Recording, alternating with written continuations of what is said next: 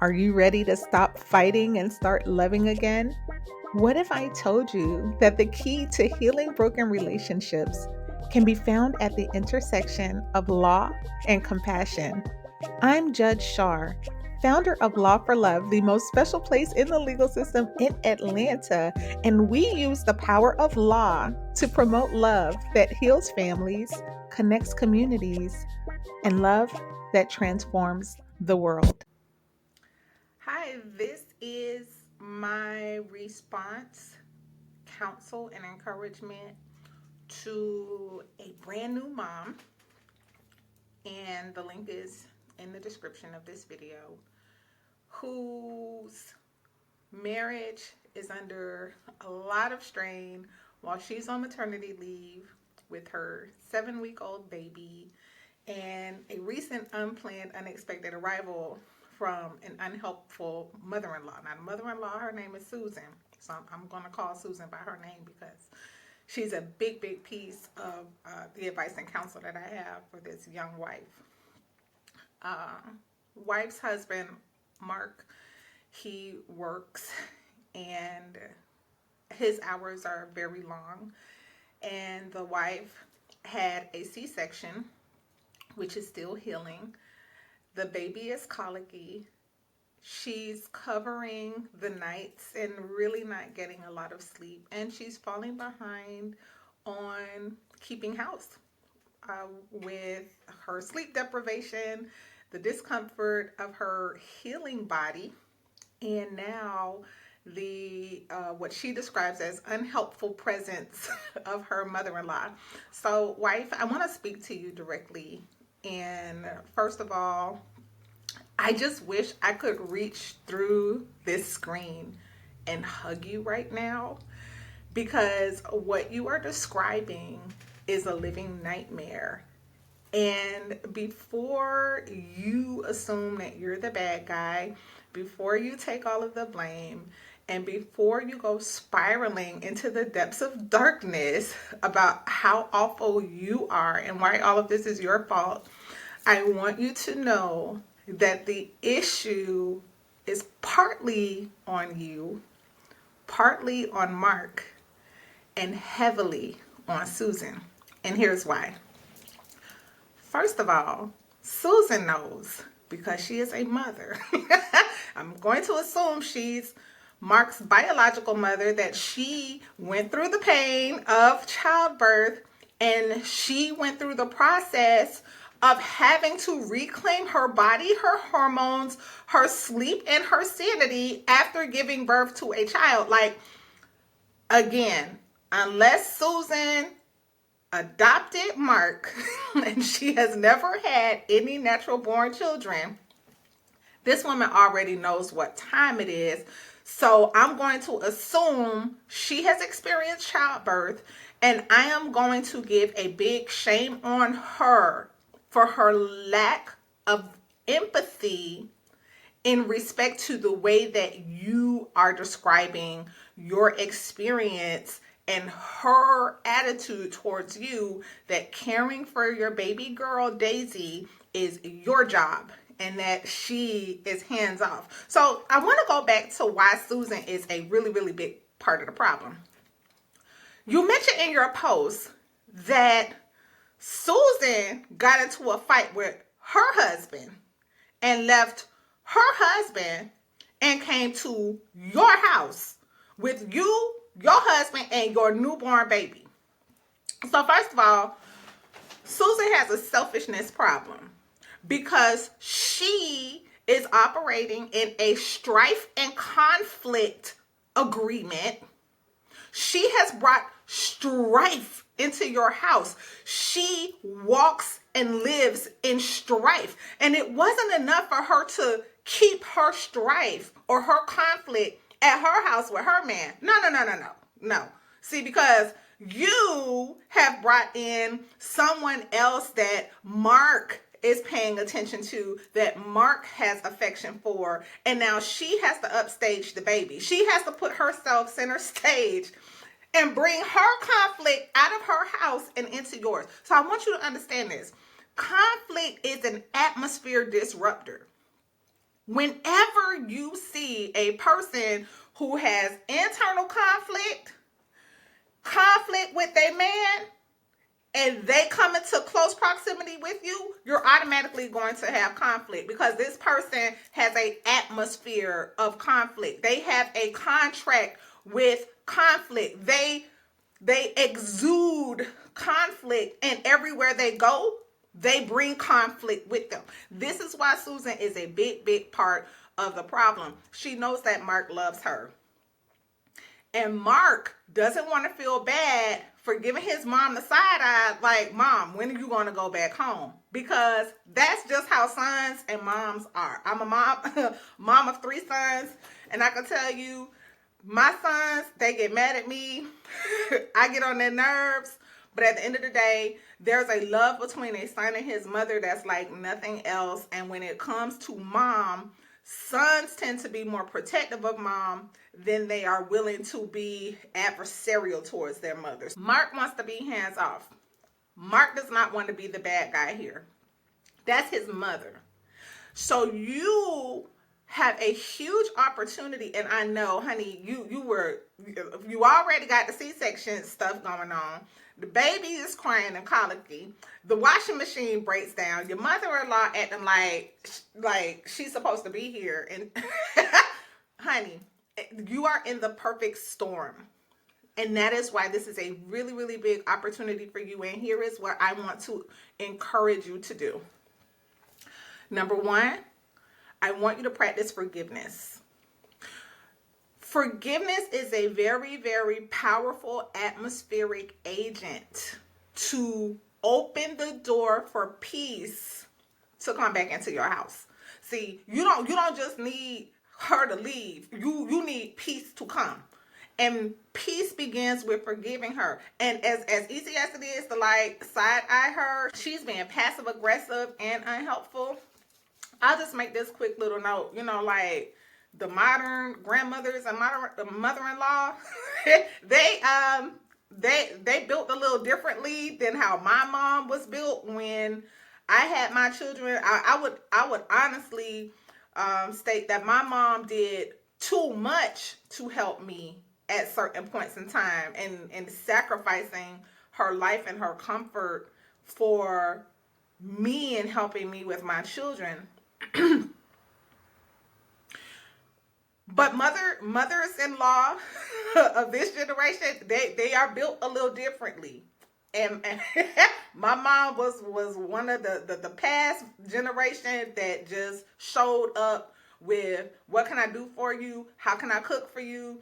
Can I bring the baby to me? Like when we first had my son, my youngest son, who is now 12 years old, many days during the first 2 or 3 months of his life, my mother would tell me, bring the baby to me. And we would have to ask permission to get our baby back from my mom. Like, my mom took our son and she unburdened us so that we can get sleep and that we can have time to just reset and readjust from the complete life change that a baby brings into your life. And again, I know that she did more than she ever should have, but she is my reference point for why I was a little thrown off about your post. Like, oh, your mother-in-law isn't cleaning? Oh, your mother-in-law isn't taking the baby and going for a ride with the baby and give you a break? Like, she's not doing that. She's just there and she's just occupying space. And then she's actually using her mouth to sow conflict between you and Mark. Like, this is the part about how Susan is behaving that has me pissed off. And I want you to understand how to fight her spiritually. You cannot fight your husband's mother in a frontal attack. You do not ever want to come to your husband and directly confront his mother. This is wife wisdom number 1. You begin to do the spiritual work and you begin to forgive her.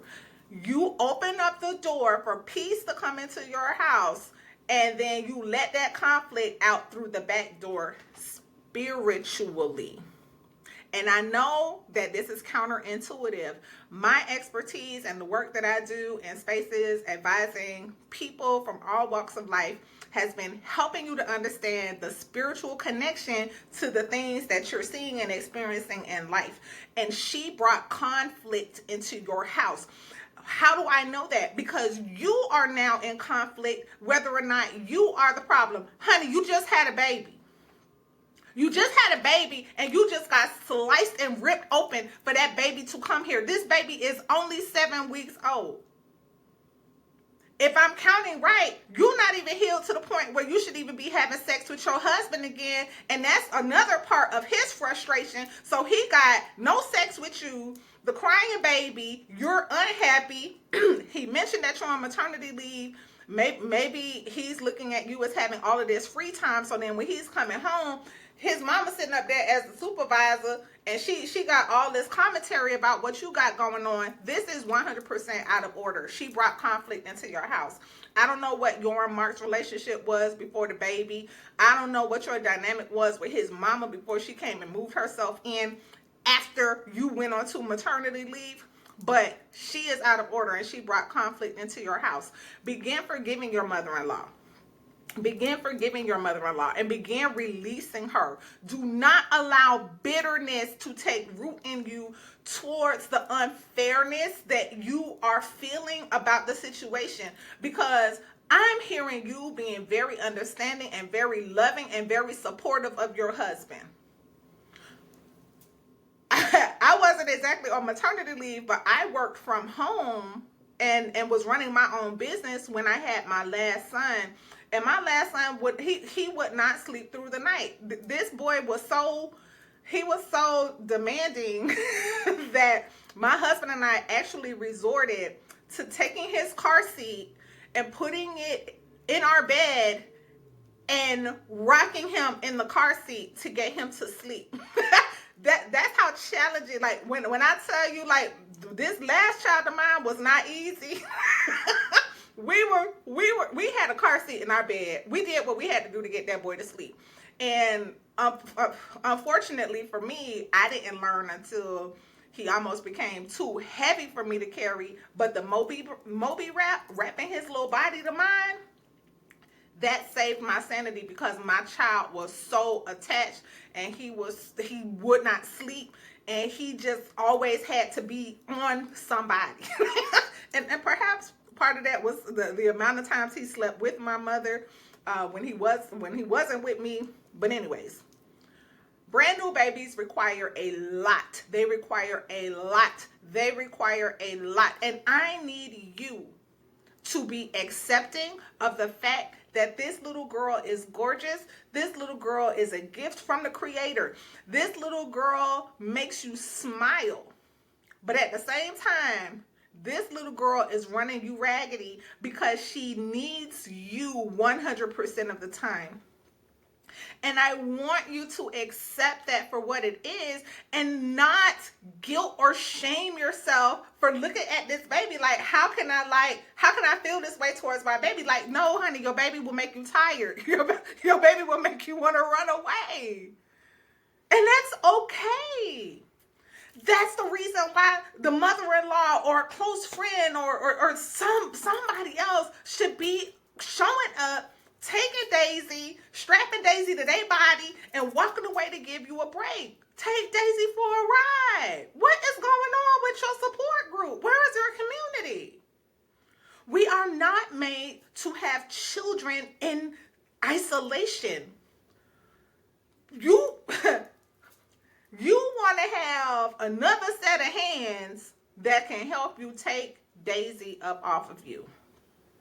Your mother, Susan is making herself the place where Mark is coming to seek comfort and where he can gripe and complain about what you got going on. And she is dead wrong for that. Once you forgive her, you are then in a position to begin taking back authority in your house. And what do I mean by that? This is your home with you and your husband. So whatever she got going on that you don't like, that she's doing in your house, you let her know, I don't like when you do that. Will you please do this?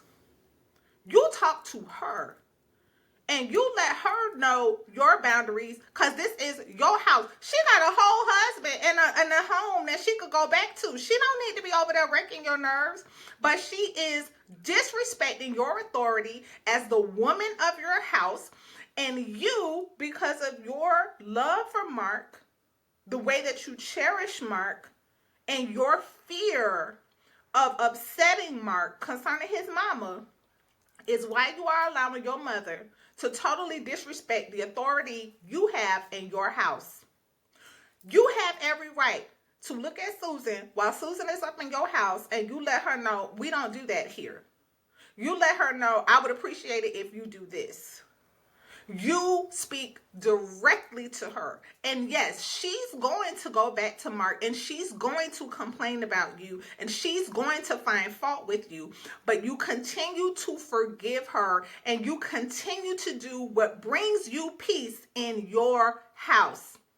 Do not allow this woman to stay comfortable taking over your living room. If you miss being in your living room, playing your music, watching what you want to watch on TV, Susan is not a house guest. Susan is a conflict intruder. And it is time for Susan to be disquieted and discomforted by your peace and your knowing your authority in your house.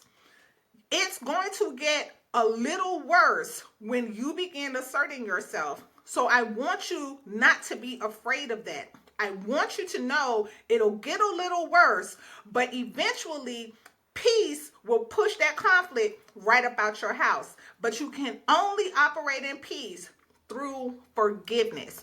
If you attempt to do this through bitterness, through resentment, through hatred or malice, if you look to hurt her, if you want her harm, if you wish she would die, this will backfire on you. This advice only works for people who are operating out of a place of love and truth.